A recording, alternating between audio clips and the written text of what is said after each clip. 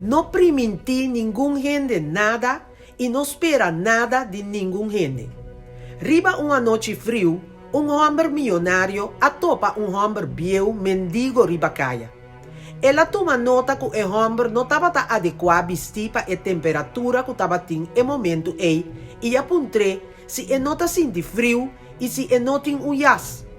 O homem avisa jas, a mim não tem sangue para comprar jas.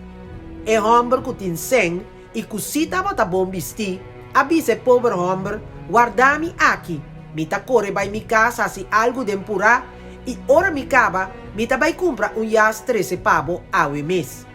O anciano vira sina feliz e avisa o homem que ele queda guardar. O milionário vai a sua casa e a lubida limpa ribe pobre viejo. O dia seguinte, o homem milionário acorda ribe homem viejo e vai buscar.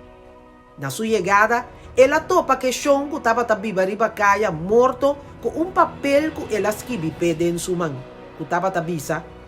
Ora que me não estava timpanha ni jasno, me estava tem força de vontade que estava ajudando-me brinca e frio.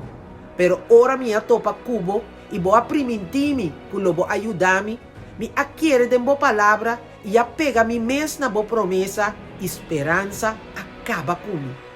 Moral de história aqui está, que não permite nada que você não tem pensado e cumprir realmente com ele. Por tapabo é um coiquens, pero para outro é significa turcos. E de outra banda, se gente primitivo algo, não comete o erro de guardar ribaje. Para sobra é que não espera, lo não queda desapuntar. Pense.